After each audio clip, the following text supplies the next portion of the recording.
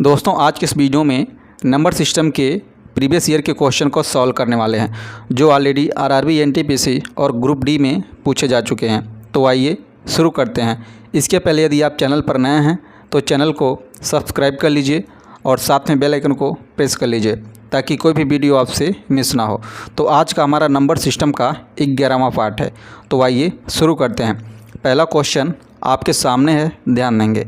यदि दो संख्याओं का योगफल आपको दिया गया 25 और उनका गुणनफल है 136 तो उनके घनों का योग ज्ञात करें। तो यहाँ पर देखेंगे दो संख्याओं का योगफल, माना कि एक संख्या a है दूसरी संख्या b है, इनका योगफल दिया गया है। देखेंगे कितना 25 है। यहाँ पर पहले लाइन का इसका a मतलब हो गया, a प्लस b बराबर दिया है 25। यहाँ पर देखेंगे और गुणनफल दिया 136, यानी इन्हीं संख्या a और b का गुणनफल आपको दिया है कितना 136 दिया गया। पूछा क्या जा रहा है, उनके घनों का योग ज्ञात करें। इसका मतलब ये है a cube plus b cube आपसे पूछा जा रहा है। यहाँ पर देख पा रहे हैं आप a cube plus b cube आपसे पूछा जा रहा है। तो यहाँ पर देखेंगे a cube plus b cube के फार्मूले से निकालेंगे इसको हम। तो इसके बराबर हम क्या लिखते हैं, फार्मूला आप देखे होंगे, एक ब्रैकेट में a प्लस बी और दूसरे ब्रैकेट में हो जाता है देखेंगे a प्लस बी का होल स्क्वायर माइनस में 3ab। ये a cube plus b cube का फार्मूला बनता है। अब इसमें देखेंगे a प्लस बी बराबर हमें कितना दिया है 25 और a इंटू बी बराबर दिया 136। इनका इसमें मान रखेंगे। a प्लस बी बराबर हमारे पास है 25 और यहाँ पर देखेंगे a प्लस बी बराबर 25, यहाँ पर भी रखेंगे, इसका स्क्वायर हो रहा है माइनस। अब यहाँ पे देखेंगे 3 का गुणा हो रहा है a into B, a into B का मान हमें दिया 136, यहाँ पर देख पा रहे हैं आप।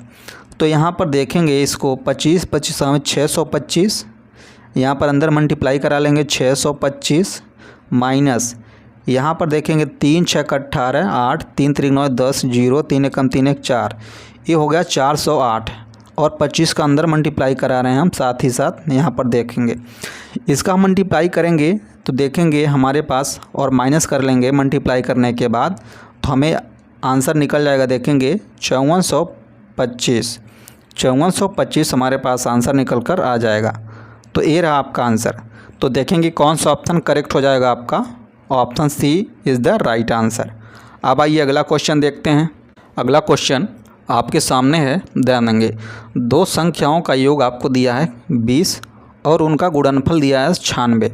उन दोनों संख्याओं का अंतर आपसे पूछा जा रहा है। तो यहाँ पर मैं क्वेश्चन को लिख दे रहा हूँ, a प्लस बी बराबर दिया है, दो संख्याओं का योग कितना 20 दिया हुआ है और उनका गुणनफल यानी a इंटू बी बराबर दिया है, यहाँ पर देख पा रहे हैं 96।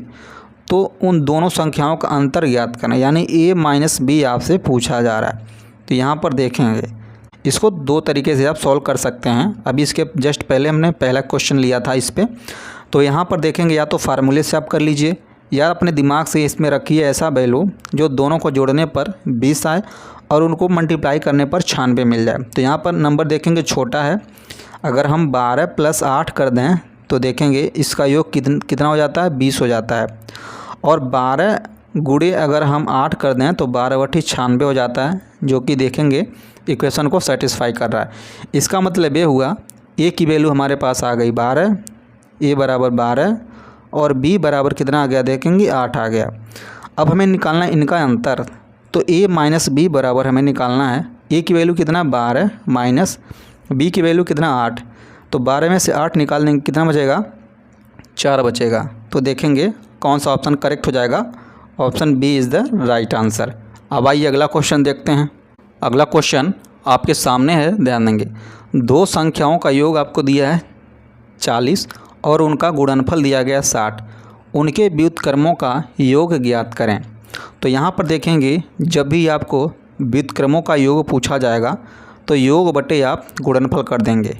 तो यहाँ पर देखेंगे दोनों संख्याओं का योगफल आपको दिया गया है कितना 40 और इनका गुणनफल दिया गया आपको a इंटू बी बराबर 60 दिया गया है।